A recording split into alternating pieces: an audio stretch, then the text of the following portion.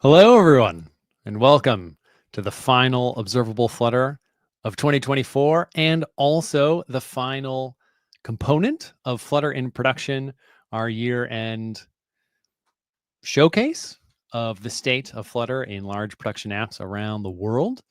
And I'm excited today because I'm joined by guests from some regional brand names, some global brand names who are delivering digital experiences to their customers, millions and millions of customers with Flutter. And we're I think going to have a pretty great conversation today.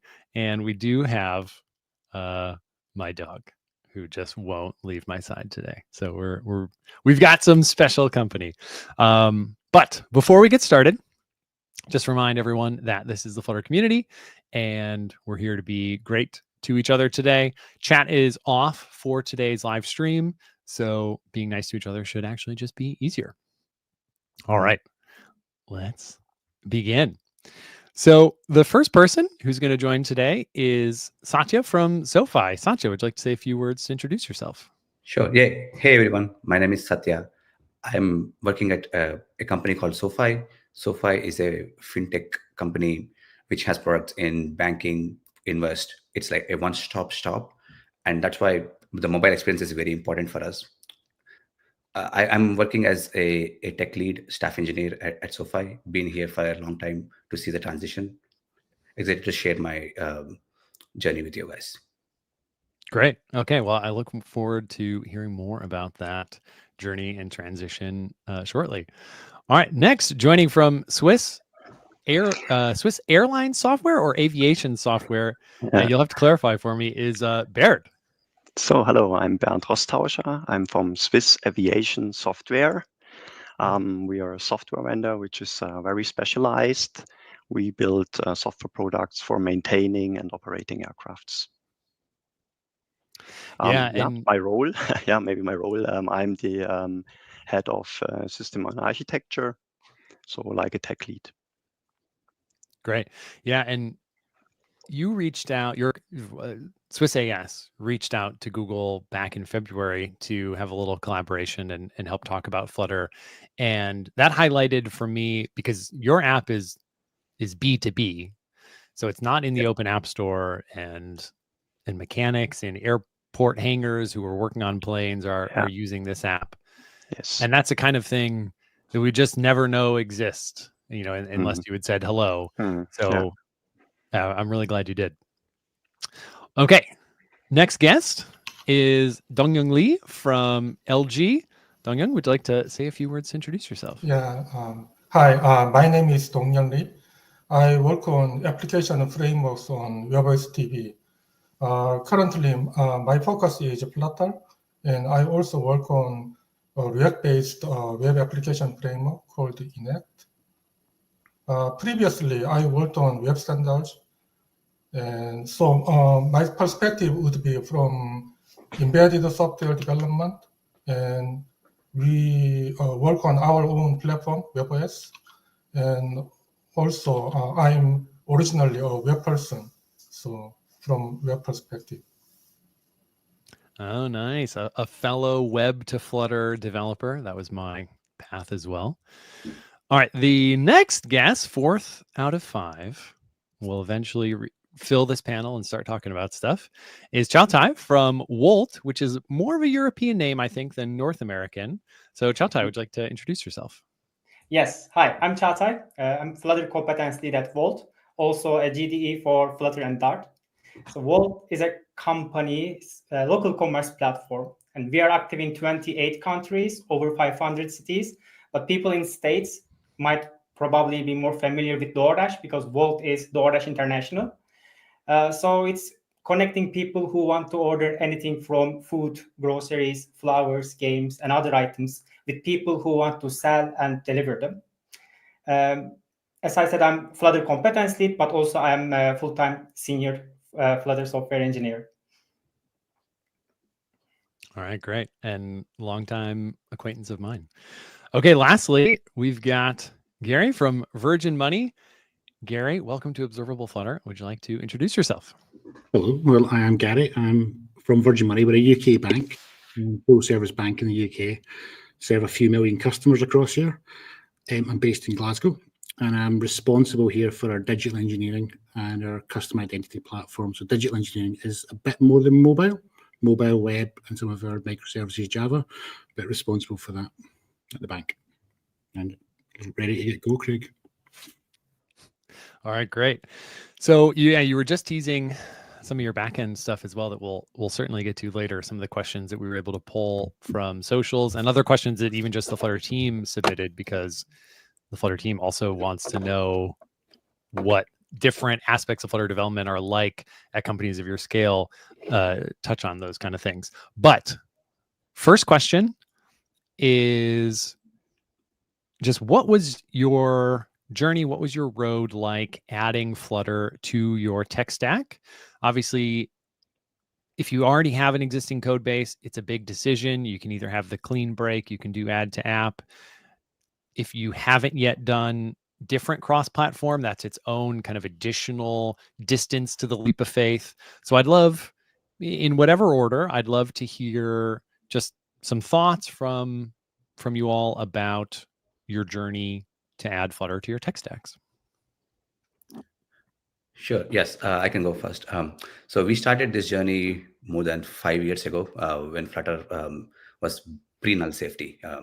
There's a mobile co-op, SoFi X team, which did experiments on various platforms available at the time. And we landed on Flutter mainly because of the user experience and how easily it was able to get two code bases at the same time and get minimal functional like stateful like we could see the easy things done very fast.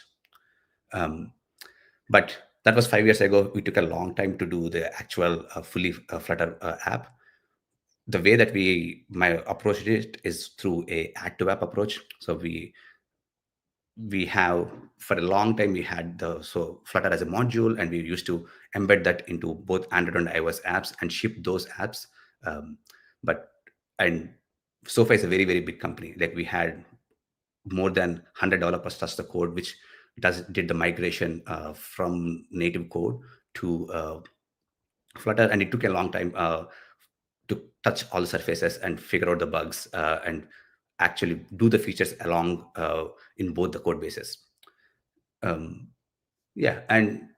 recently, like in 2024, the initiative was to get off. Even though we were 100% Flutter, we were still using the native as the root for a long time. That is not ideal, and our build times are not good. Our app size is not good. It's also 3 code base. I mean, before that we did a mono repo, getting everything together. That was a 2023 initiative, and 2024 is to get actually out of that. We still have the mono repo, but Flutter will be the root. So there's been a lot of exploration and thinking about that, specifically on the Flutter team as well, in terms of that last bit, the entry point. Yeah. Because you do have the glue code between native and Flutter looks different if you run Flutter create and you're all Flutter from the beginning, which of course is still like all Flutter apps are like add to app on native. Of course, they have to exist within a native app. Mm-hmm. Versus if you have kind of a fully featured app first, like you had. Anyway, even as you migrate feature by feature, you get to that last thing where you have to flip this bit, and it feels tricky. One thing we've wondered, and I'm curious about your thoughts on this, and then everyone else as well. Would it ever make sense to almost think about this in reverse, where instead of adding Flutter to a native app, you actually add native to a Flutter app, and then that could be the first step. And then as you move feature by feature, once you convert the last feature to Flutter, you're all Flutter now, and you of course have like a layer cake there of native Flutter native as you're going. What are your thoughts on that? So we talked about it. That was one of the initial explorations, and also doing a parallel app of like both native being shipped, and we are developing in Flutter. But organizationally, it doesn't make sense. Like you want something that is shipped, and you need to get real customer feedback on things that people are using. So we can't switch in place I don't know how that would work. Like we are having one binary going into the App Store, and I don't think that would have worked out.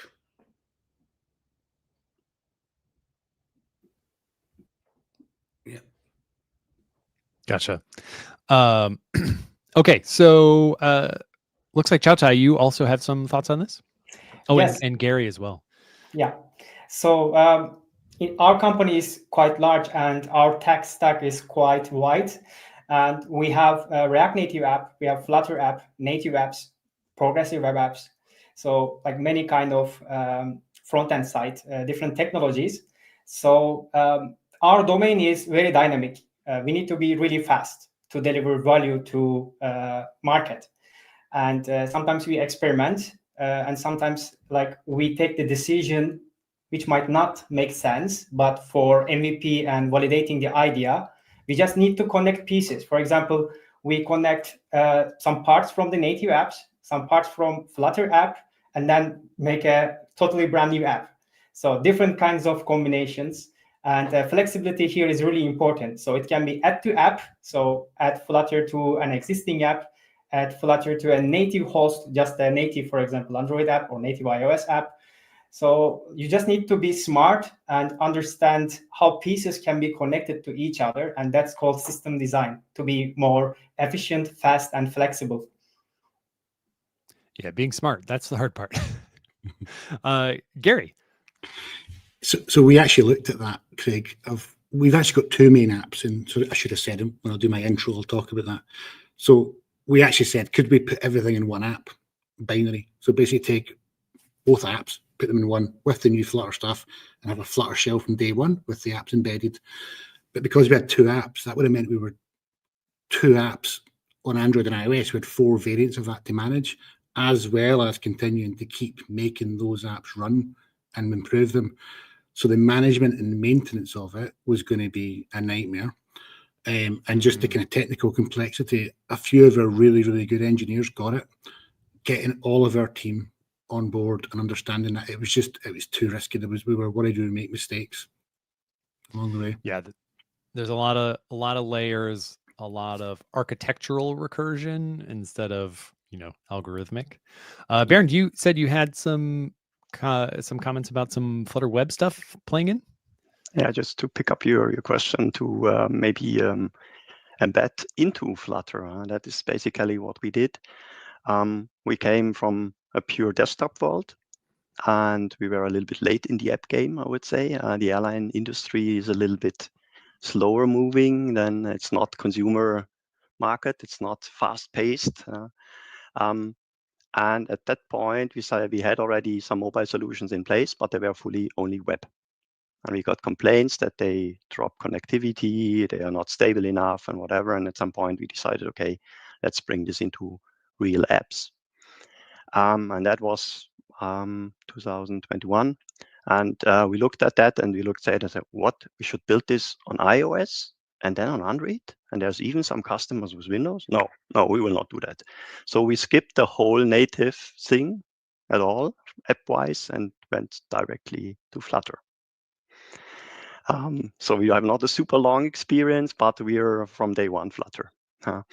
And at that stage, we decided, okay, we want to replace our web mobile solution into a native Flutter app, and it has hundreds of screens.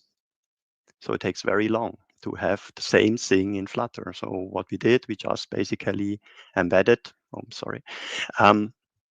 the web screens with web views in the Flutter app as menu entries. Of course, it comes with downsides. The look and feel is a little bit where you have to sacrifice. No nice animations and all these things, but it worked quite well. Yeah, I imagine users can feel when they venture back into the pure web portion of the app, but can't let perfect be the enemy of the good, as the English idiom goes. So there was you had mentioned there the part of the friction that you had leading into all of this was connectivity in a pure web-based app before, and you said this in person when we met back in February about there maybe not being great Wi-Fi in an airport hangar, or it's actually on a local network. And so there's also some pressure there with Flutter. And that is my segue into this next question. So we got this from Dominic Online, and he asked, are your apps offline first, or at least offline capable? What strategies do you use to synchronize data, maintain schema migrations, queue actions, and expose failures to users? And if you're thinking, that is a very detailed question, it seems like this person has thought about this before. They have. They've given talks about this, and they're interested in how you all have approached this problem with Flutter.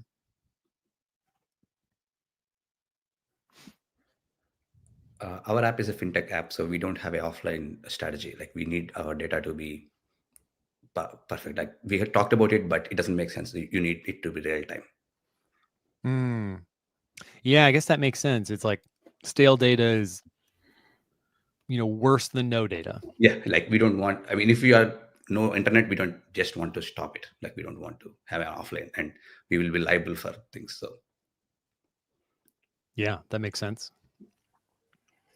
Okay, I can go next. So offline thing is really cool, good, but it also brings complexity. So when giving some decision, you need to really think about pros and cons.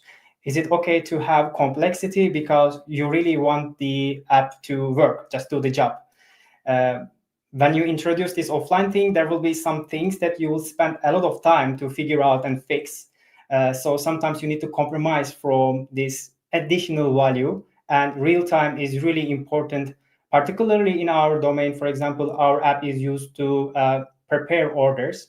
When multiple people are preparing orders, we really need real-time communication.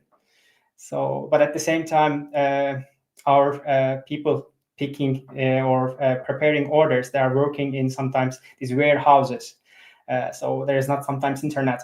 So we need to be prepared also for this. So it's always important to listen to customers to see what kind of challenges they have, and to make the correct decision to support offline or not.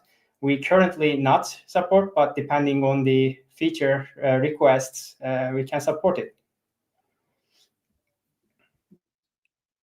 Yeah, that certainly, I think it's important to acknowledge. So not only, for SoFi, it's just actually a bad idea always, but even if it's a good idea, it's going to be a lot of engineering. I mean, in that question, all of those components go into a serious offline strategy implementation, synchronizing data, maintaining schema migrations, because you're going to have that cached data on the device, but now the schema has changed. And then you need to queue actions because you wanted to save some piece of data, but you're offline. So yeah, it's a lot of engineering work. Gary, I think you also have more? Yeah. So we are similar to Satya. We're, real time, making sure everything's up to date. It kind of has to be for a bank. We did explore, one of the first things we looked at in Flutter, actually, and we probably fell in love a little bit too early with it, was Realm Sync. So we were looking at caching. So we weren't necessarily offline first. We were looking at a caching strategy with Realm Sync. It just became a little bit too complex for us to kind of fit that in with our existing banking architecture. And kind of lucky we didn't go down that path, given they deprecated it fairly recently as well. So we fell in love with it. They deprecated it. So kind of glad we didn't. Yeah, I was really sad to read that was deprecated, because Realm has incredible two-way syncing, and then Mongo bought them, and that was sad. It was really good. Yep. And Bernd. Yeah, so actually that is exactly one of our use cases for one of our apps. We have one app which is a technical logbook, which is basically an app for the pilot to track all the technical issues he has before flight and during flight. And of course, that's a scenario where you cannot rely on connectivity. They have to even actively turn it off while they start and land. So that is a super complex question. So basically, my message is don't do it. If you don't need to, don't do it. And the other message is you need to design it in straight from the beginning. If you say, let's do the app and we build it in later, you will have a very hard time. How to do it basically is very complex, but we synchronize, we write to a local database, and we have written an own synchronization layer from that complex beast, which we struggle a lot with, to synchronize then all this information to a downstream application server. Here it's important to track your changes in a way that you can later on the server pick them up as a stream and validate everything there. You should not merge everything into a document on the local client and just send a big bunch down, and the server says, yeah, but okay, what has even changed? So understanding that the server needs to have a fine granular change log or change stream, that is important when you do something like that. There's also solutions on the market which just do this for you. And if you can spend that money, I think it's not that bad to use something which is really specialized in just solving this problem. I super agree with that. The amount of engineering time that those solutions can save you. Yeah, absolutely. Maybe the second part is a different question: how to cover the case when the schema changes. And for us, it's a little bit different, because we have a special way of deploying the app. It's not via the public app store. It's basically consumer, not to consumer app, but just for business. We built one version of the app. From that moment on, it just gets bug fixes, nothing else. And then we will release, we do this every 6 months, a new major version of the app, which may introduce new features, which may change the database schema. And then you have to synchronize everything down to the server, uninstall the old app, install the new app. It's basically a new app. Each major version is a new app. You pull down again all the data, and it will be fed into the new schema of the new app. So we basically don't have that problem by using this trick to say, okay, each major version is basically a new app.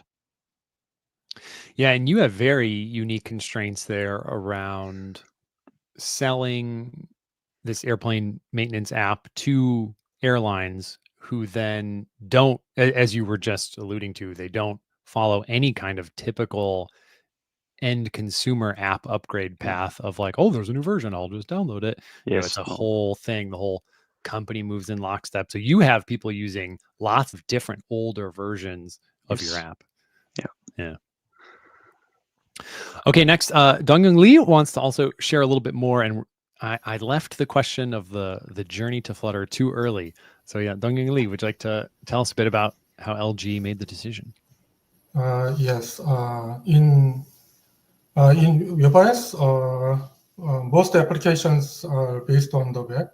Web is really great in terms of development productivity, thanks to the reactive paradigm, like React. But we tried really hard to optimize the application performance, and we managed to make it reasonably fast, but with complex optimizations, and we couldn't make it really fast. So we always wanted a technology with both good performance and good productivity. That's why we thought about Flutter. We started thinking about Flutter back in 2021. We noticed at that time that Flutter was really promising. So, and because we tried really hard to optimize web performance, we knew why web was slow, and we realized that Flutter solved those problems. So we started an experimental project in 2022. So the first thing we did was porting Flutter engine to WebOS. And then we wrote a sample application. And the application performance was good. And more importantly, its memory usage was much smaller than web. So we started a real pilot application, TV Guide for Japan.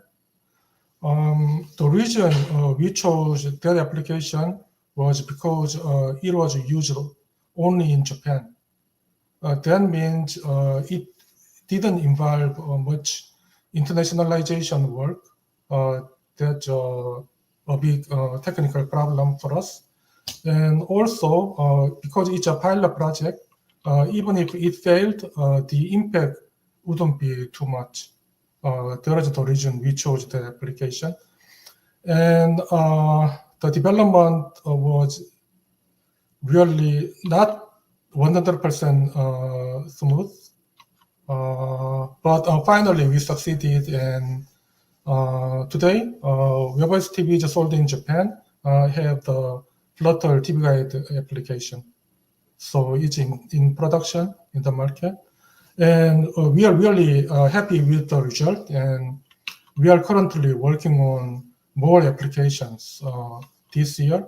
And next year, we will have Flutter for key applications and for global market, not only in Japan. That's Yeah, our story.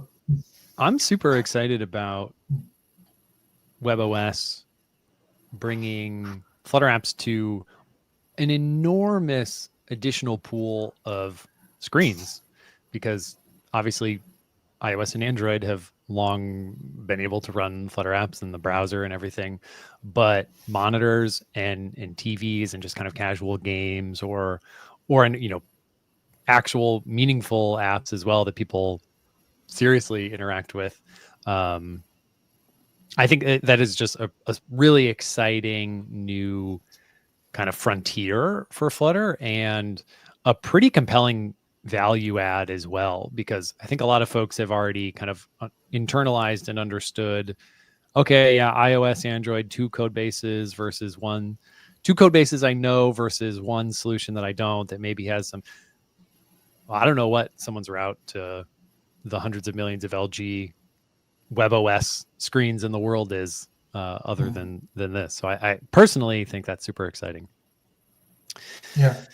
So not only new products, because we upgrade the software for on all the TVs. So those Flutter application will go into all the TVs too, gradually.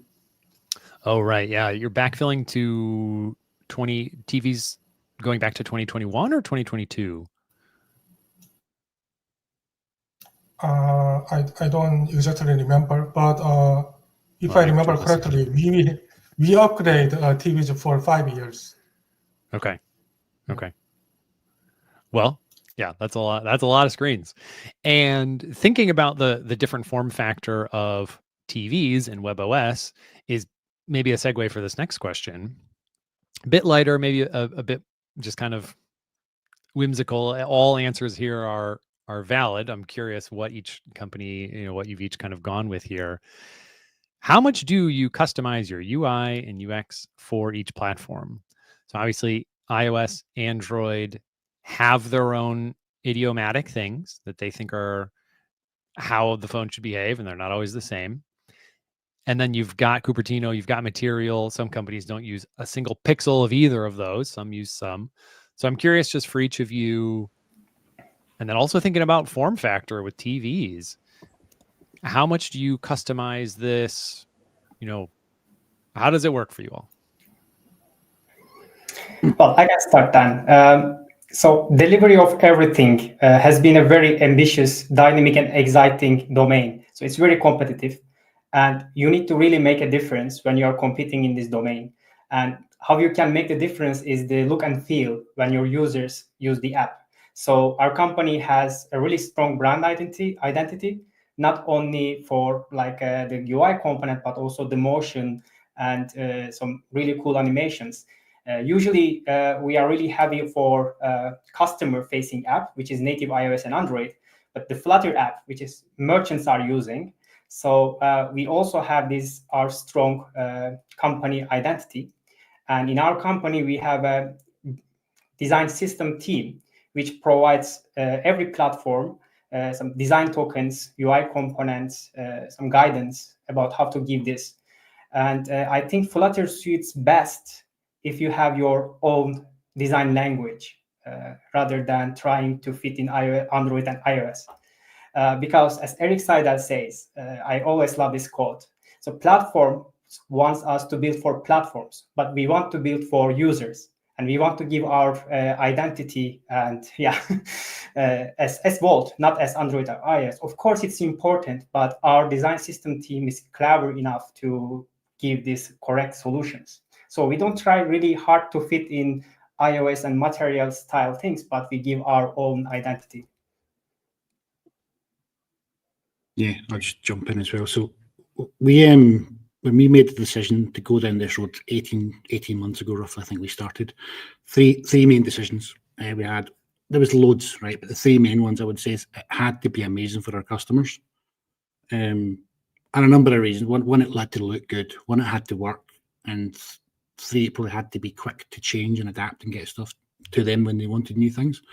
Number two was it had to be secure, and number three, we had to be confident we get actually engineers to do the work. Maybe talk about the last two later on, Craig. But with the first one, from a design point of view, we built our own library, so we built our own widgets basically. So we've got our own toolkit, maybe 150 components, I think, either extensions or versions of Cupertino and Android, but they're built for our design system.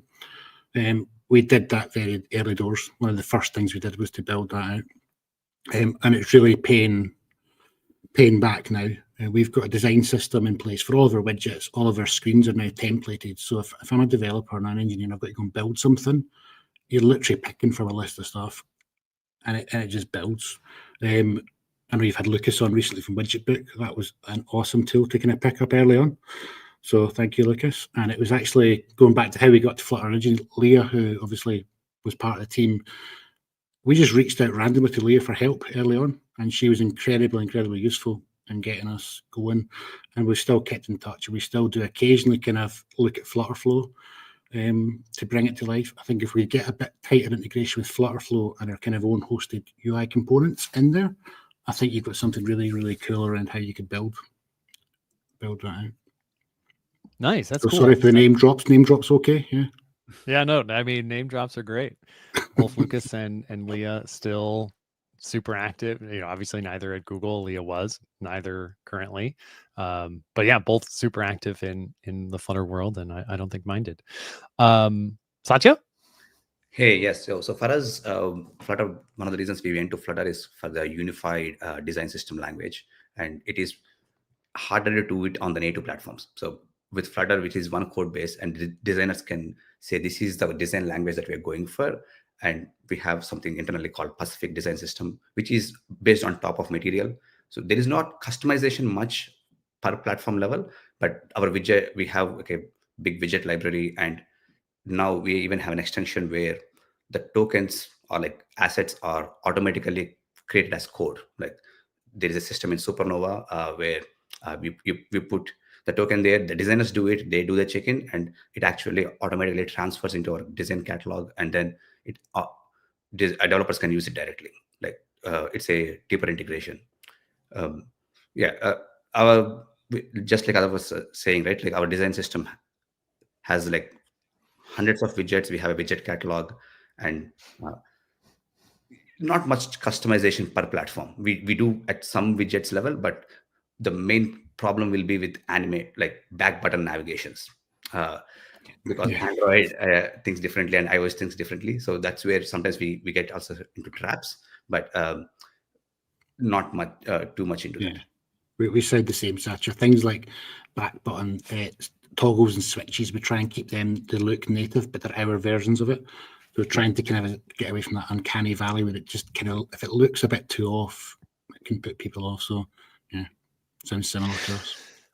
Yeah, I agree that like those really low level kind of leaf UI elements like toggles, switches, it's like maybe buttons, but I think most companies have their own button designs as well. Certainly, I think it's a strong idea to go with the platform style. If you invent your own switch or checkbox, it can look a little weird sometimes. Okay, anyone else on this, or we have ready for the next question? All right, next question it is. So, Gary, you teased something, and then I pulled a question immediately for it. You had mentioned security and the engineers working on the Flutter app, and it was that final part that I wanted to focus in on. So for all of you, and Gary, your mind may already be primed to talk about it. What was your engineering team's experience like actually switching to Flutter? So we like I said, one of the key decisions we made was, could we get people that were skilled in Flutter? We ran a few experiments on the kind of, I can call them the competitors, right? The KMMs, the React Natives. We ran a few experiments on it. And the one that we found developers gravitated to quicker and adopted quicker was Flutter. I'm not just saying that from a spin point of view. It's the one that they got quicker. And when I mean developers, I mean mainly Android and iOS guys and girls who were doing it. So they picked it up really quickly. So what we did a bit of a proof of concept with a small team. We kind of got a bit of funding, did a POC, and we kind of took developers of different levels of experience to see how quickly can they adapt to the kind of how different it is from Swift and Kotlin. And it was amazing. At all levels, the guys just picked it up. Really, really incredible. And we always kind of joked a little bit that everyone seemed to have fun. They all genuinely seemed to also enjoy coding with it, whether they were learning something or what they were delivering quickly was great. And it was always quite good to see the Android guys delivering an iOS app and stuff. It was pretty cool. We had a couple naysayers in the team who were like, I'm an iOS dev. I've been an iOS dev for the last X number of years. You do this, I'm not going to have a job. You know, I'm going to get paid less. I'm not going to have a job. Blah, blah, blah. So we had to deal with a lot of that. So there was a load of winning hearts and minds with the team. And we had a kind of Simon, who looks after mobile for me, did a lot of kind of training, coaching, and looking after the guys. And we kind of gradually brought them all in. And it got to that tipping point where we had more of our developers working on Flutter stuff than working on native. And that was kind of a main to stay that, you know, they're doing that. So now I'd say probably about 70% of our devs are now primarily coding in Flutter. We're primarily using add to app, I should have said at the minute. So we've got both apps. We are building a new singular app that is a Flutter top to bottom app. But right now, most of our work's add to app. So we're building modular components and deploying them back in that can then be packaged up and put in the new app. But now I'd say it's great. We struggled early on to get advice externally. The consultancy scene in the UK, I don't think, was as strong as it maybe is in the US and abroad at the minute. So it was always quite hard to get experts to come and talk to us about what are the downfalls, what are the good things, bad things about Flutter. A lot of the stuff was out of date online, a lot of the opinions you would get. So all in, I think now if you come and talk to the team, it's a really good place. We review our kind of productivity and morale and stuff, and in the mobile space, it's really good at the minute. Sorry, that was a bit of a long answer, Craig. It's all right. Helps I have my own open up the thoughts door for others. But I'm going to go last. So I think, Chata, you're next. And muted. Okay, that happens often. Yeah, so when it comes to tech radar, our tech on front end is quite wide, as I mentioned, but we we deprecated React Native, for example. We decided not to continue with React Native. So we have really talented developers who are ready to solve business problems. They're all very talented.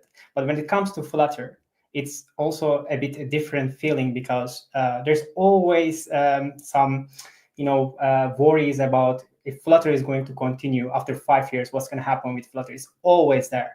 And we really need to build trust inside the company. And to build trust, we don't say, hey, trust me, I know what I'm doing. Hey, trust Google. We just say, hey, we build trust. This is the product that we have building.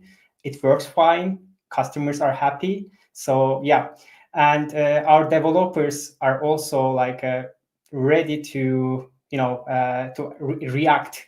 They're very proactive because Android and iOS developers, they're fine. They don't have to prove anything. It has been there for years. But for Flutter developers, we really need to all the time prove ourselves, because cross-platform has bad reputation, and it's really difficult to change that. And to change this, I think you really need to have an evangelist in your company, and in this case, it was me. I was the Flutter guy, and we were only 2 developers. Now we are like much more developers, and we have now 3 GDEs in our company. This is really great number, considering that we are a product company. So I want to mention 2 things here. One is that you really need to build trust internally to robust, reliable application. And then when you are active in the community, you also show a community that, hey, we are building exciting stuff here, join us, and you get the best talent.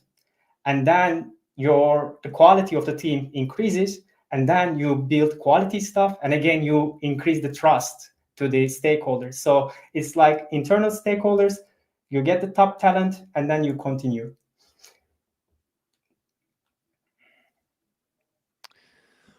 All right, let's see. In the line that we've got here is Satya, I believe. Hey, yes, yeah. So for us, it's a very polarizing decision to move to Flutter. We have, like, just like others were saying, right, like a very staunch and expert iOS and Android developers, and it was a threat for them, right? Like, I mean, you will be a beginner in a new language. Like, you don't have, even though it's mobile development, like the things that you were able to do so quickly before, you would have to figure out, and you would have to do them, or probably get it from somebody else. So for developers, it was not an easy thing. One thing that helped with developers is the onboarding piece. I think Flutter is always good with the initial onboarding, like the hot restart, quick restart. Even if an add to app, you can do attach. The developer tooling, that was a first good draw, like getting them trust that this works. And slowly we haven't really seen any platform specific issues of the code that we've migrated. Like, there is code that is both ways, and even for managers too, right? Like, I mean, the code that they didn't migrate, if there's a bug, they had to fix in 2 places. But if they migrated, they need to only do it at 1 place, and really didn't see any issues because of Flutter. Like, the only exception there is web views. That's a different topic. I'll get to that. But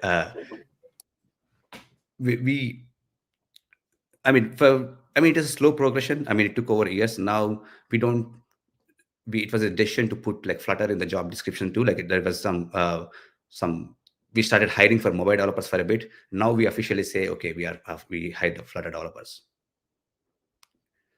Yeah, but it's a slow transition. And I think now, 5 years after this, like, nobody kind of remembers, like, okay, we were scared at one point. Yeah, it's definitely an intimidating journey to start. I'm still saving all my thoughts for the end here. Bernd.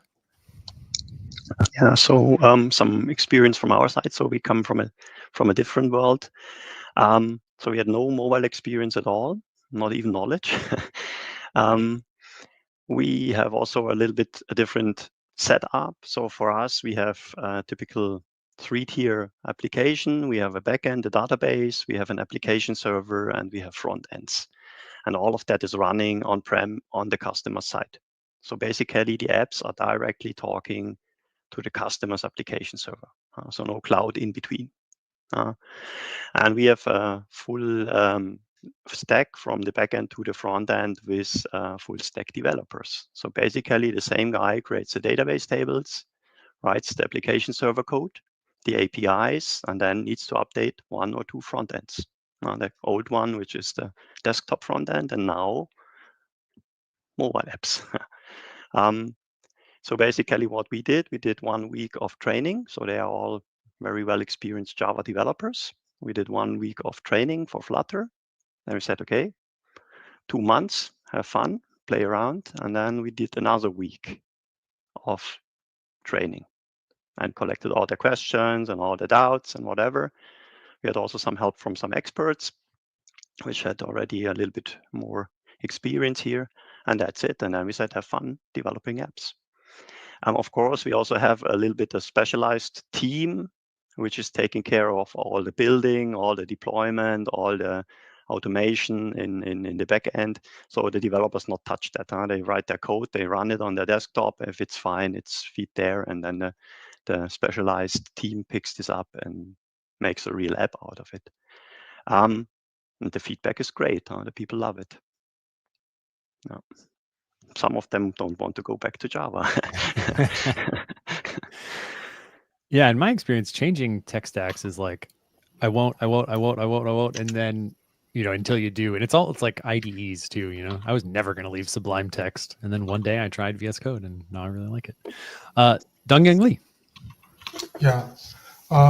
So to use Flutter, we had to learn a new language, Dart, but it wasn't really difficult. I just told the developers to study it, and they studied it themselves without a problem. Actually, they enjoyed learning a new language, and so they liked it. And they found that it was easy because they were already familiar with React. So Flutter is basically the same reactive paradigm. And one thing we liked was Dart has strong types and null safety. We had problems in JavaScript because of types and null errors. So we like them. And we also like that linting and unit testing tools are built in Flutter. So yeah, it was easy to do those things. So Flutter and Dart themselves were okay. The main difficulty was we didn't have a framework, our framework at that time, and our developers are used to using our web app framework, or what we call Enact. So the main difficulty was developing a framework and widget sets and application in parallel. And we are also working on internationalization these days. They are the difficulties that we have. But the language itself and Flutter itself was easy to learn. Yeah, I think most people that go deep in Flutter do find it quite easy to learn, but that's cold comfort when you've been doing iOS or Android or web development for a super long time, and you really like it and it and it's comfortable. And I've absolutely been there myself, so like I'm not pointing any fingers at all. By the way, Duncan, remind me later. I want to follow up with you about the localization friction that you've had. Something tells me that we could do something in the framework to make that less of a source of friction, but that's a different conversation. Okay. Yeah. Okay. Any thoughts on this, or are we ready for the next question?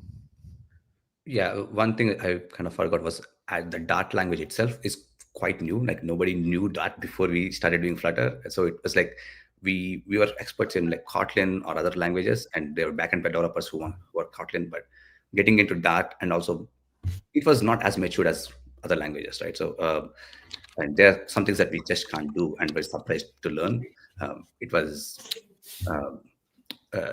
I mean, now it's an easy language to learn, but again, it's a different language, and it's not useful outside this context as much. Yeah, and just to kind of look back, I just reflect on. I spoke about that. I don't like to single people out, but I spoke about that one engineer who was really kind of negative at the start. He is awesome. He's literally probably one of our most vocal advocates, and he drives the teams. He kind of leads a team in one of the areas, and he's kind of went full circle in the last year. He's awesome. So he's went on that curve. Yeah, that reminds me of like a lot of the best, in my opinion, a lot of the best team leads, the really experienced engineers who have been there, done that. I think a great quality that those folks often bring is skepticism of new shiny things, promises that seem too 100%. good to be true. So it doesn't surprise me at all that like this particular person, you know, maybe the tip of the spear on your team was also like the slowest to be like, yeah, this hype train is real. You know, that just seems totally natural to me. Okay. Bernd, I think it was you started to mention your full stack situation. I know you have Java on the back end. I'm just trying to pick questions that segue off something somebody said. And so the next question for everyone, of course, is are you using any Dart on the back end? And just so you know, answers of no, we are not. Totally okay. We're not. I do play about with it in personal times. So have had to play with server code and stuff, and I personally love it. But you know, we're a bank. We've got to have our back end's got to be enterprise grade, right? I can't. Whilst Victor's stuff looks amazing and it works, I can't hack about with something that's not been around for years at the minute on the back end. For me, so we're Java back end primarily. But I love what Victor's doing. Same for us, but we are using Dart for within the mobile app tooling. Like within the monorepo, now we are using quite a bit of tooling. For example, now we want to collect the developer metrics and put it in Datadog. So we use Dart for that. Like anything within our SoFi mobile repo is Dart. We are focusing on that. But actually going to the backend, yeah, just like Gary, we are fintech. We probably won't do that. Yeah, Maybe I suspect it's probably. Oh no, Bernd, you go. Yeah, maybe it's the same for us. We don't do it. We don't use it on the back end, but I'm now sparking the idea internally to use it to replace all our scripts. So command line is for me the next big thing. Yeah, like our command line wrappers, like we do a shell out to them, and then yeah, because it runs on Linux, it runs on Windows, Mac OS, so it's all there now. Yeah, that's an interesting point. The first thing that I worked on when I started at Google, I was on the Fuchsia team, and my very first project was to overhaul a bunch of the automated testing bootstrap stuff that was just a jungle of bash scripts into a bunch of Dart code. And Fuchsia was using a lot of Dart. You know, obviously everyone on this call is using a lot of Dart, so that's kind of like a shared thing that everyone probably should have some proficiency with, as opposed to deep bash knowledge, which is, you know, pretty arcane, at least for me. So yeah, that certainly makes a lot of sense. Anyone else on this? I've got plenty more questions. All right, next one. Have you found, this one also coming from online, our good friend Dominic. Have you found good ways of automated testing with native features? Bluetooth camera, payments, deep links, using something like Maestro or Browser Stack? Or do you just go with manual QA? Hey, yes, I can go first for this. Yeah, for us, I was a long time SDET and I was doing test automation for quite a bit. So this is a passion project for me. But when we came to Flutter, we were native, and there is nothing, 3 different stacks, like web use, natives, and Flutter. There is nothing that can actually go across at the time. There was Appium, which probably could have done it, but changing the context and keeping the test case reliable was very, very hard. So we stopped on that and then started picking up after we became a Flutter first app. Now with Maestro, we are able to do that. Like we are able to have a test case which logs into WebView, get into Flutter screens, and get to the native screen. Like we have minor of native screens, but still we want to be able to do like an end-to-end flow of them, and we are able to do that. But you know, these tests are high level; they will be flaky. So we are aware of that, and we'll use them sparingly. Yeah, some native screens are just going to probably be unavoidable for a long time, if not forever. Like Apple Pay, Google Pay, you know, the really deep. Yeah. If I can just jump in, Craig, we started off trying to use a lot of kind of out-of-the-box Flutter frameworks for this, so either that and Patrol and stuff. We tried to get it so it was working. We've went back to using Browser Stack, and we've got that working quite well now. Just that, very similar to Satya, I think, having WebViews native and Flutter was just a bit too complex for some of the newer tools. Browser Stack seems pretty solid. We've had a few issues with Browser Stack, not the tool itself, but just how do we get it all wired up? How do we get it working? But yeah, testing was one of the ones where I think we've a few false starts, I think. And it's one where I think we're now settling on what we're doing. It's working really well. But that took a bit longer to get right. Yeah, it's inherently tricky there. You mentioned Patrol. The folks that released that from Lean Code, I know they would love to hear your feedback about any friction that you had. We using are Patrol. talking to them at the moment. Matthias Brilliant. is on an email that I saw the other day. Amazing. He was last week. Was he? No. Okay. Yeah, he was on last. Yeah. Okay, so test automation is really high priority in our app because if our app fails, the company cannot make money because the merchants cannot accept orders. So whatever we release, we need to make sure that we don't break anything.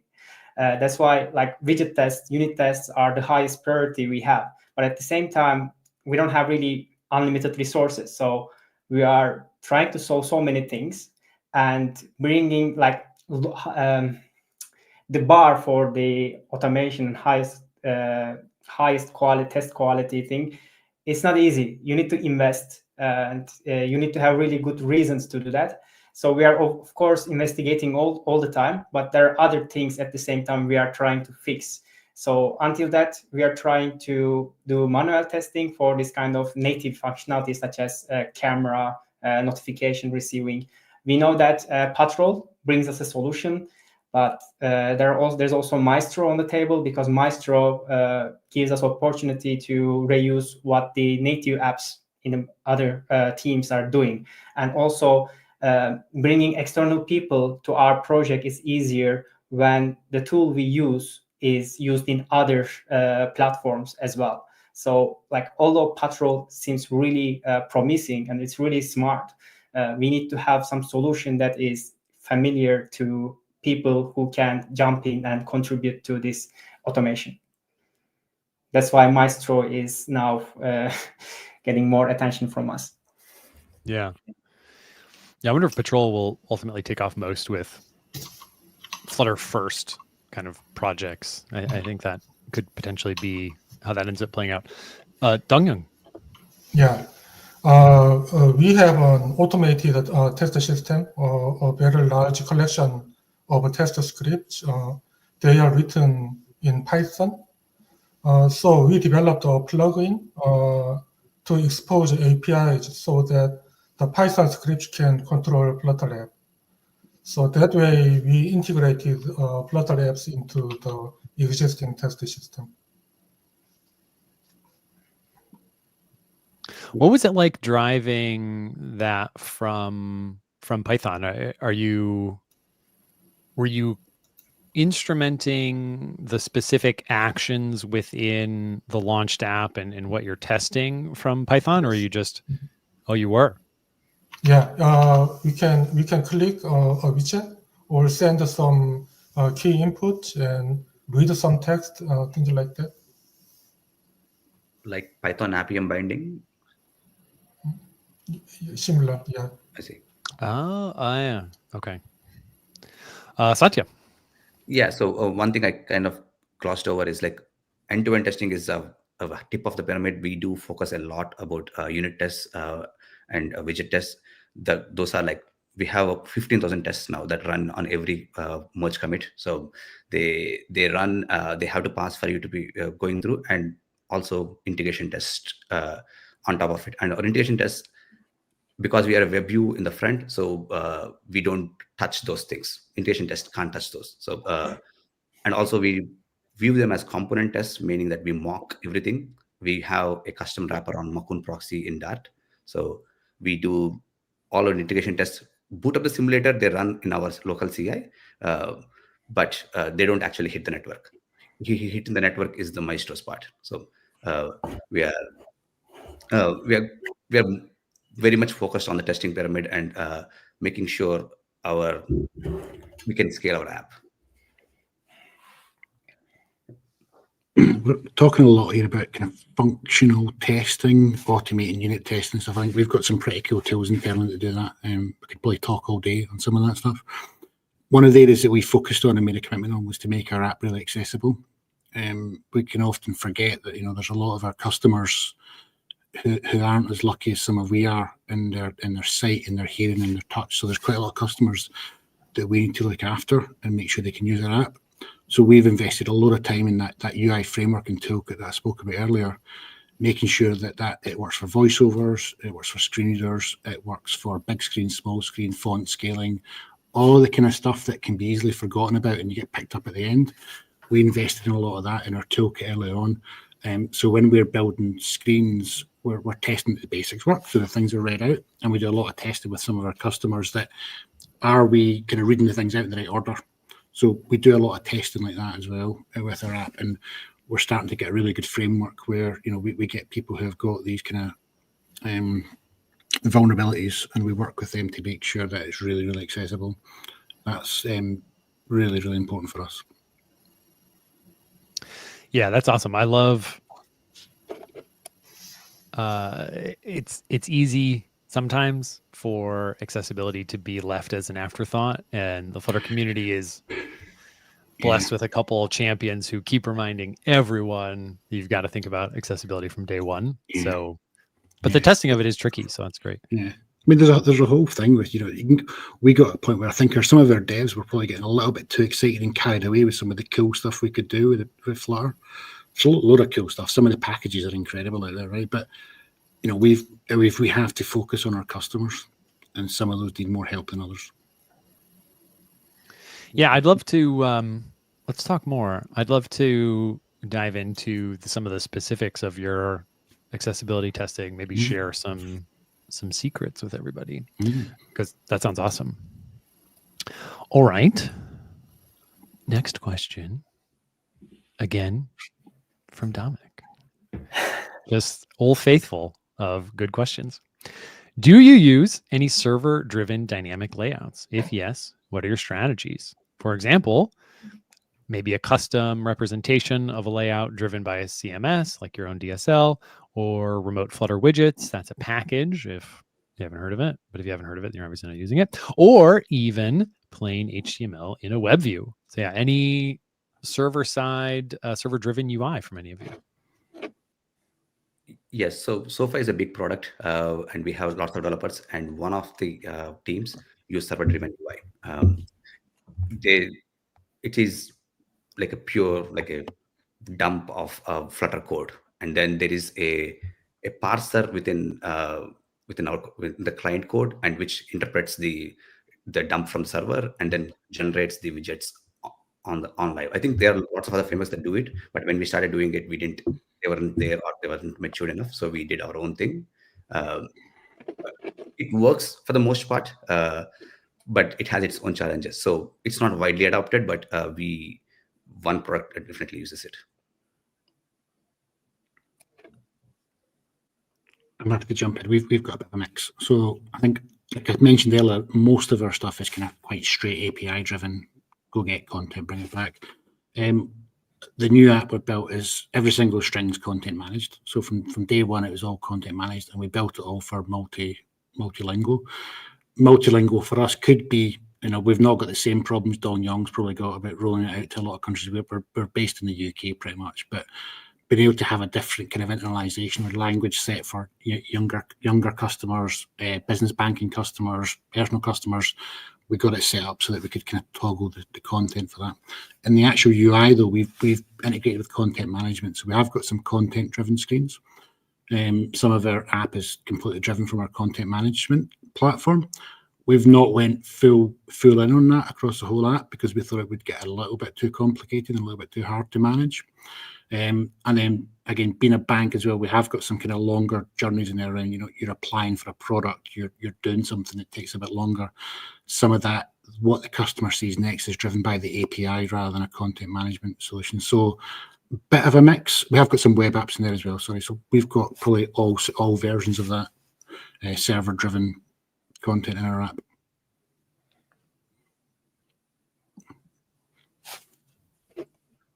Yeah, one thing I kind of missed is we do have the server driven, and also there is another part of the project where we use BFF, backend for front end, which actually does the REST calls, sorry, GraphQL calls. It's a GraphQL client, and we have custom GraphQL binding within our code. We use Ferry to some extent, but it doesn't do all the way. So we have our own Ferry wrapper, and it's a complex backend. So client will only send one. Like client can be sending multiple requests, but all of them are kind of made into one Dart GraphQL call, and we will be listening to that. So it is still nascent. We are only using it in one product now, but it will be a big thing in the next couple of years.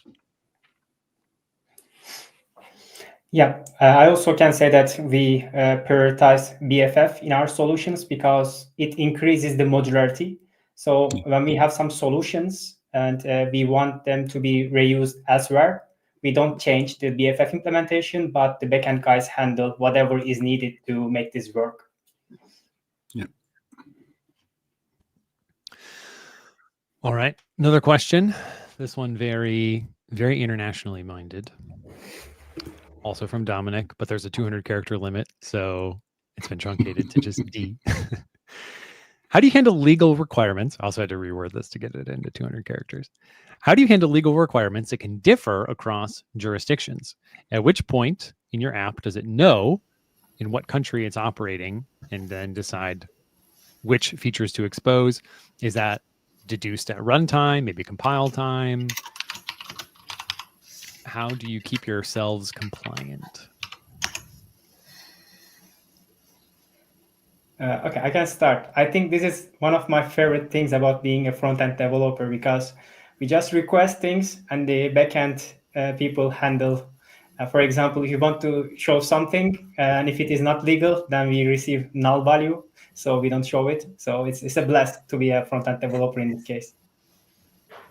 Because in the end, most of the front-end apps are just showing the value, and the backend people has the logic. They just give us what to show, and then we render it. But what do you owe them to make that decision? Do you tell them the geography of the user at launch? Like, how do they know? I think the headers, we add some information in headers, like the locale and country code. So these kind of things are sent with every request. Okay. Yeah, punt it onto the backend team. Perfectly valid answer. Just if I can answer it a little bit differently, we're a UK company, so we and we're a bank, right? We've got enough regulations to worry about, never mind international ones. So I think one of the things that we do, we basically just restricted by the app stores, so the customers can download it in the countries that we allow them to. That's aligned to us as a bank, but also the kind of the wider brand. We've got restrictions on what we can and can't do there. In the app, when you think about regulations, we need to make everything really simple for our customers to read. So whilst we have lots of T's and C's, we focus quite heavily on making sure that the UX and the UI the customer sees is also really simple to read and understand. So whilst we're not doing a lot of complex stuff around where you are, what you're doing, we do spend a lot of time making sure that people really get it. So we're not expecting you to read every single line of a document. We need to make sure it's really clear to customers what they're signing up for and help them that the stuff that we're doing is right for them. In our case, we do it mostly at runtime, according to the country setting of the TV set. We actually have really many different regulations. So yeah, it's a big headache for us to. Yeah, I can imagine. You know, I always torn between, as a consumer, really appreciating most regulations, not so much the GDPR cookie banner that has to appear on every website. That is a top grievance for me. Make it go away. But as a consumer, I love consumer protection regulations, but Hmm. obviously they are a real headache to deal with on the production side. Bernd? Yeah. So for us, it's again a little bit different. So the airline industry is highly regulated, but also to a big degree standardized, which is our advantage. So what is true in the US is most likely also true in the EU or in Asia. But of course, there is areas where this is an issue. And we also do this at runtime, and we do it even we are out and we just give a very high configurability of the product. And we say, you run the product, configure it in a way that it is legal in your country. So we don't have to care too much. But where we do this, we also do this at runtime. We implement feature toggles. We implement customizations to a very high degree. So basically, the customer can, for each individual single input field, configure if you want to see it at all, if it's not a mandatory field. If it should be strictly checked, not strictly checked, if it should be visible to only a user group and not the other user group. So customization it is for us. And basically that is pushed to the customer to do it by himself. Oh, so you've built a system for customers to configure it themselves. So you had to build the meta system. Yeah. Okay. So all the airline regulations and the engineering knowledge is built into the product, into processes, but there is a ton of flexibility, way too much, which makes it insane for testing. If sometimes the people come to us and say, yeah, but how is this done? For example, by this airline, I have to tell them I don't know. Maybe just configure it a different way, or there's so many variations, which makes it troublesome, but gives us the freedom to say we are not responsible how you run and operate your app and your whole system. Yeah, that makes sense because, gosh, I hadn't even thought about this before, but you're dealing with airlines who are themselves international companies, and a plane might take off from an airport with one set of regulations and land in an airport with a different set of regulations. Yes, absolutely. Yeah. Oh my gosh. Well, Dong Li, before you sweat your headaches with LG too much, think about what Swiss AS is dealing with. Chatai. Yeah, just wanted to correct myself because this is super sensitive topic. I probably said we are sending device ID through headers. I shouldn't say like these kind of things because I don't know like exactly what is like we are also having great guidance about like this privacy things. So I don't know, I don't remember what I said. I just want to specify that whatever we are sending is compliant with GDPR because I'm in Europe and we need to be really super careful. Well, good news. I think you did not say device ID. Okay, good. You said country code and locale. So, and also we are using feature flags in the client side as well, so that we can show on specific countries some specific features. All right. Well, that was a great question with a lot of rich answers. Next question. Yes, here we go. Okay, switching topics a bit. The nature of this question scales with the size of the team. How do you structure your apps so that a bunch of people can work on it at the same time without constantly having merge conflicts?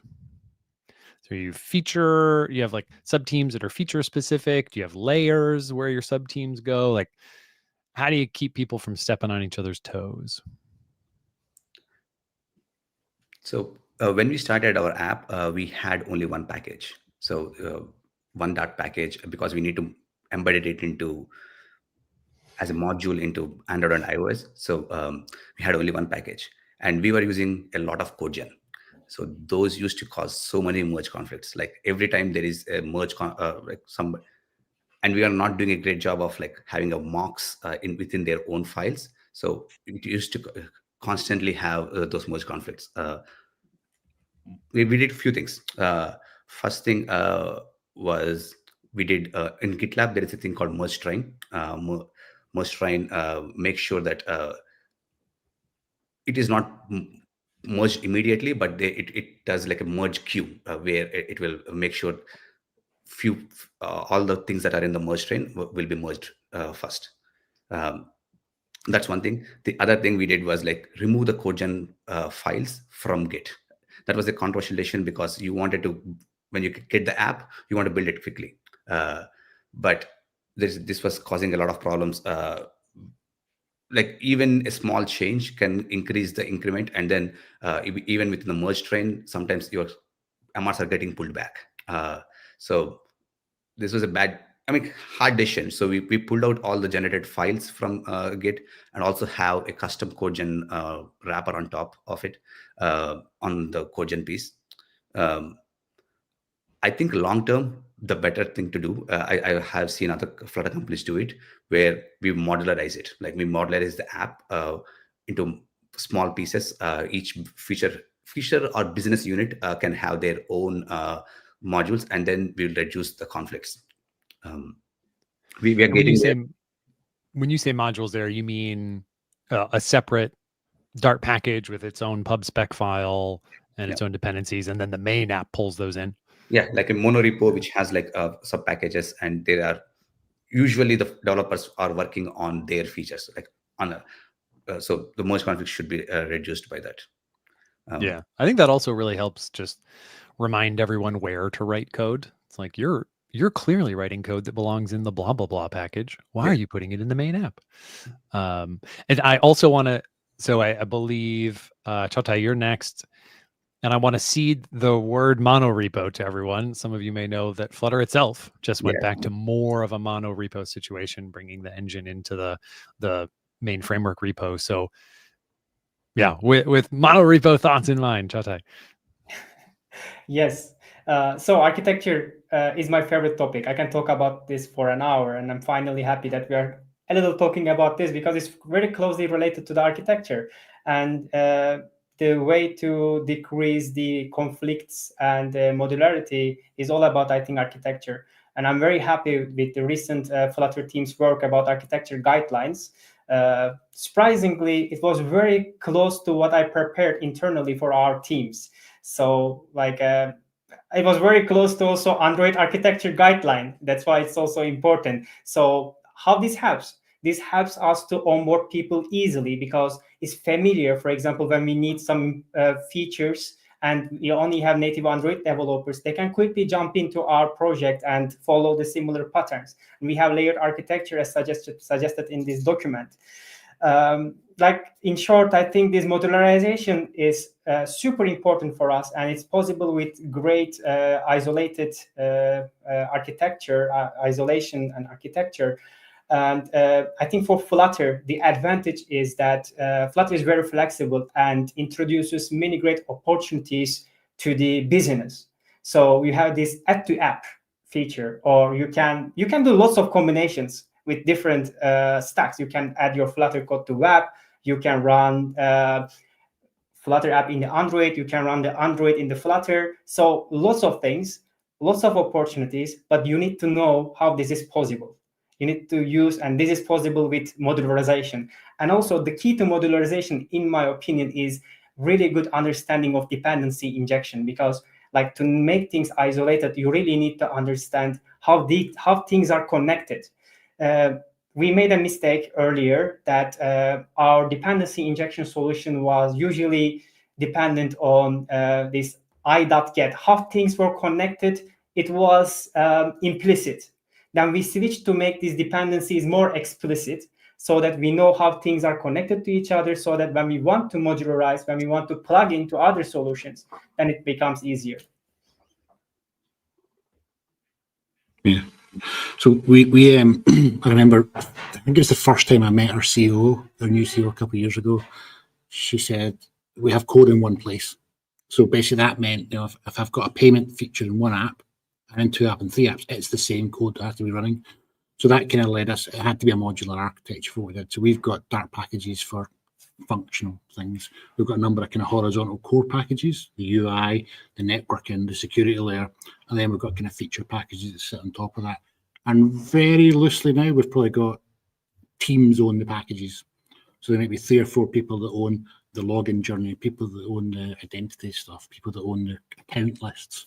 So we've kind of broken our stuff up that way. So we don't really see many merge conflicts. we see the odd occasion where somebody's trying to build the same thing twice, so they're ignoring something in the repo. But I just leave Martin and my team to sort all that out and make sure it works, basically. So. Oh, God bless Martin. But no, seriously, it's working really well at the minute, I think. We're still debating, do we go to a proper mono repo? But that's so you're not currently using a mono repo? We're not. We've got a kind of a parent app that pulls in a lot of Dart packages, because those packages also are used by other apps, mobile apps, and they will also be used on web and desktop and stuff as well. But like I say, Martin will sort that out for me. That could complicate a mono repo for sure. And Bernd, I don't even know how you all would use a mono repo. So what are you doing? A very good question. So actually, it's shocking. I should not even tell. Our Flutter code sits in Subversion. And we pull out one repo, and all packages are an own repo, but they have externals. So if you pull one, it automatically pulls all the others. So it's not a mono repo, but for a developer, you can check out with one single thing. So it's for them a mono repo. Yeah, we just migrated our main code base a few months back to Git, which was millions of lines of code, and Flutter is next. So soon we will, and the decision is not yet taken, but I personally tend to have all the Flutter code in a mono repo. That we'll see. Currently, we structure functional-wise into packages, and one developer is working on a feature from A to Z, even back to the backend. And that, for us, removes mainly all the merge conflicts, or most of them. There are some central registries, and if you modify them, you need to shout out in the into the whole round and say, okay, I will now work on this area. Please don't touch it. But beside that, we have no real issue with that. And it's interesting to hear from Satya, because we went the other way. We started with no generated code in the repository, and then I was so sick of code generation in my local workspace, so we checked this all in. So we went exactly the other way around.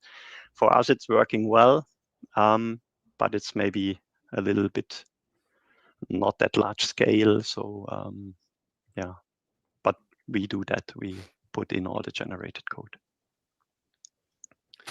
Yeah, I commit generated code too. Hopefully it won't be so slow forever, and there'll be more options.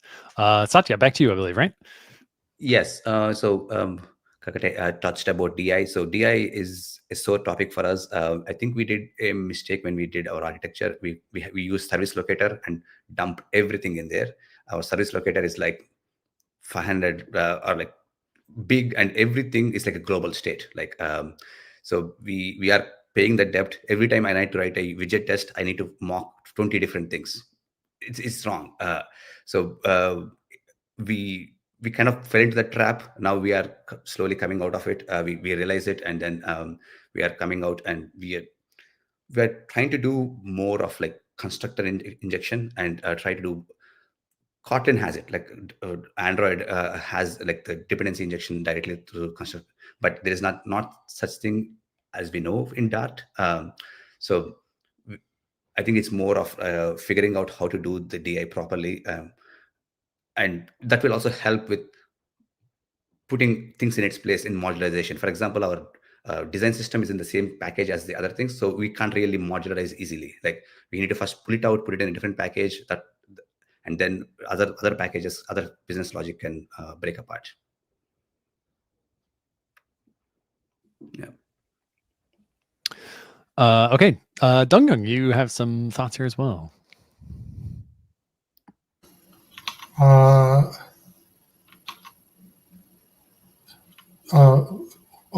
what? About modularization? You mentioned you wanted to talk about internationalization challenges. Yeah. As you know, we sell TVs all over the world, so internationalization is really important for us. And Flutter has Intel package. It provides basic features, but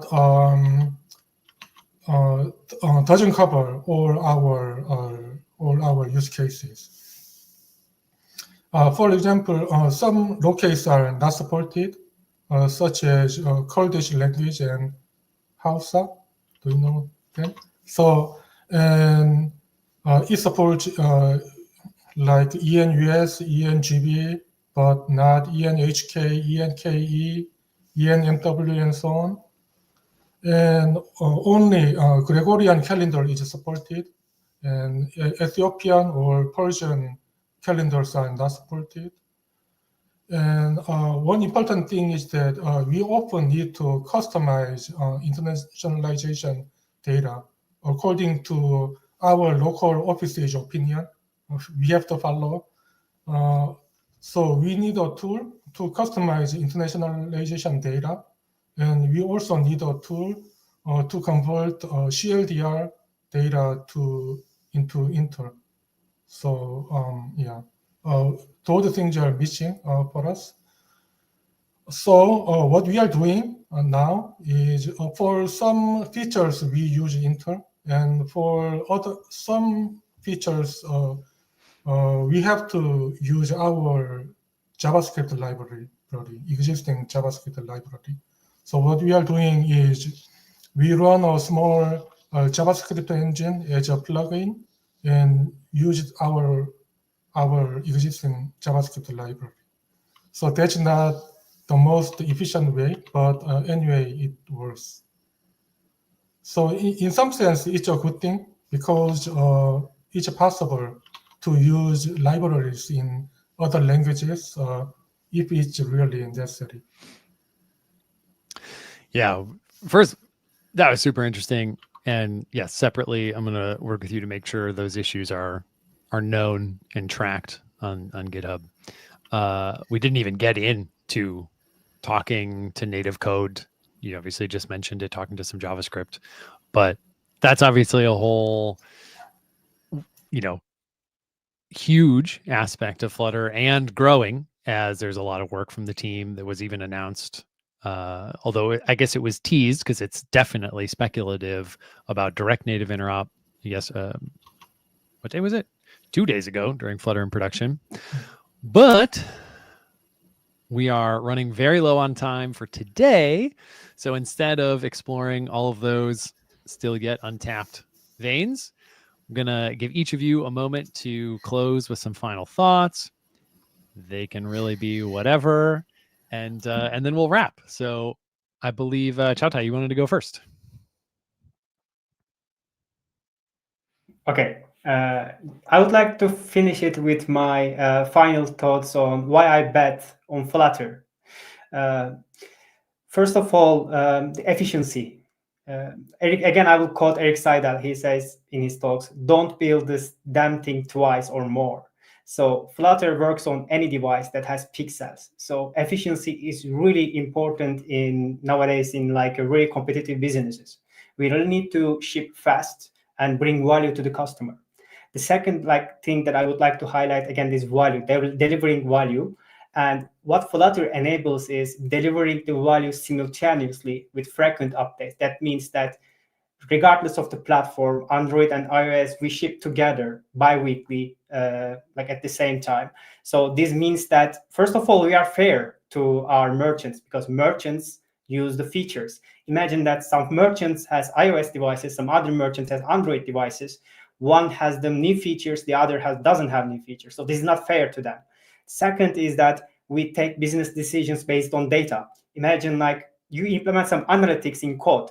You implement it wrongly in iOS and then Android, then you have different results.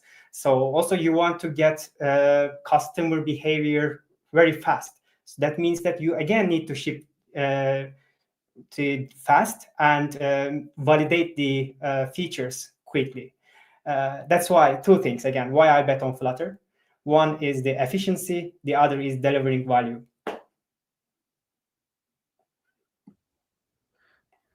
Hey, yes. So we are now very happy with Flutter, and we are able to, after we are in the migration phase, we have one code base. Our efficiency gains have increased. Instead of like you were saying, we don't have two teams. We have a mobile team, and even one core mobile team, and other products are like feature teams are free to have like, they are not that much reliant on the platform. They don't need to care about platform. We support the platform, and they are able to do most of these things. It used to be hard to do Flutter upgrades. I think now we are in a place where we are doing our upgrades faster, and we are able to support new things. And overall developer efficiency, right? So the other day we had to do the system theme in the app. We only supported dark mode or light mode theme before, but I did that in only looking at iOS simulator, and when I'm testing it, it worked in Android. That's magical, right? Like we before this, a couple of developers had to do it, and then we'll discover something wrong with Android, something different with iOS. So that kind of efficiency we are enjoying that. And final plug is like, not many companies in the US use Flutter. I hope more companies open up their minds and try to use Flutter and hybrid apps as much. It's still the default. I don't think, from my personal opinion, is not a hybrid app. So yeah, that's my final plug. I'm trying to think of, it's almost like, what would I have told myself 18 months ago? What would have helped me? Is there a company on the call? Is there a person on the call that's in the same situation I was in? And to your point, such, it's quite hard to find and talk to people who have done it. So what we found is the community is amazing. Reach out to people, right? There's us on the call. I'm pretty sure all of us are happy to have chats to help people. There's people out there, and I'm loving David from Very Good Ventures, the kind of campaign that they're running at the minute to try and get people to talk about what they're doing, because a lot of this is invisible. I mean, Bernd, I wouldn't have known what you were doing at all. So talk to people, try and kind of get second opinions from people, get some advice. Since we posted something on the Flutter blog about a year ago now, there's a lot of big UK companies come and speak to me directly. They phone me up because they've saw my name on something. And I obviously can't name any names, but some of them are basically starting to do stuff in Flutter as well. So that network, that community has been really, really powerful for me. So I would encourage people to kind of tap into that. Gary, I'll just cut in here and say, of course, don't name any names, but be sure to let them know that if they want, they can reach out to us, because we'd love to know. Yeah, I'm going to have to go. I'll tag up about 15 people. I think I've name dropped to the hills on this call, I think. So I'll tag them all up afterwards. Great.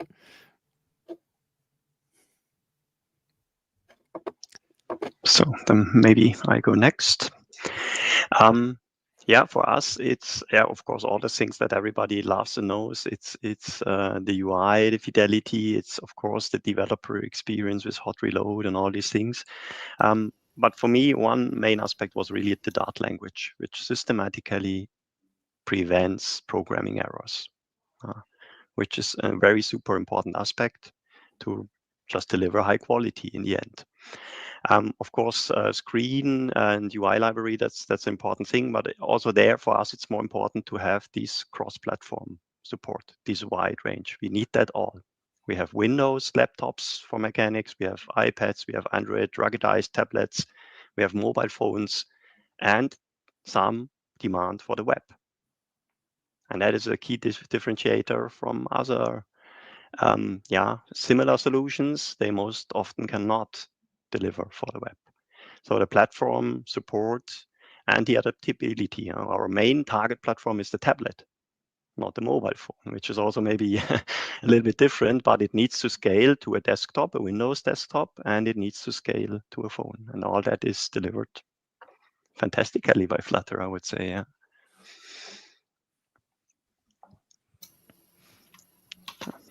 Yeah, we are very happy with the Flutter, and we are converting more and more apps into Flutter this year and next year. It's mainly because efficiency is really important in our business, embedded software. So I hope and I believe Flutter will become popular among device makers like us. And we also hope Flutter applications for smartphones could be ported to WebOS TV without too much effort, because now we can support Flutter.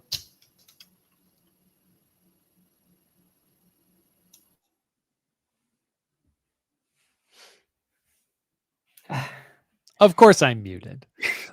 Thank you all for coming on, sharing all these thoughts. A lot of novel things that I hadn't even thought of myself. Like Chatai, you were mentioning earlier that it's actually most fair to your users to not deliver an exciting new feature to half of them first. And yeah, the equity of that amongst of everyone is honestly an aspect of Flutter that I hadn't even thought of before. Mostly it's just like, oh, the new feature of an app is fun. And so everyone should get to enjoy the fun first. But for B2B and for merchants and sellers, it's like, no, this is life.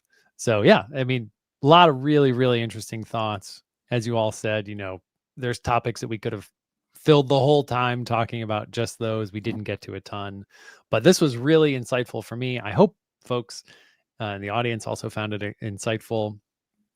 But thank you all so much. That will do it for this episode.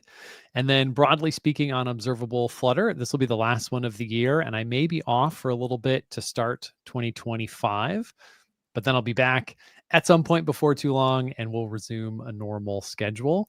So to the viewing audience, chat will be back on next time. I'm excited to see all the familiar names and faces. 5 guests today. I'm excited to see you all around at future events, conferences, summits, all that stuff. It's great to see you again all today. And for everyone, take care and happy holidays. Thank you. Thank you. Bye-bye.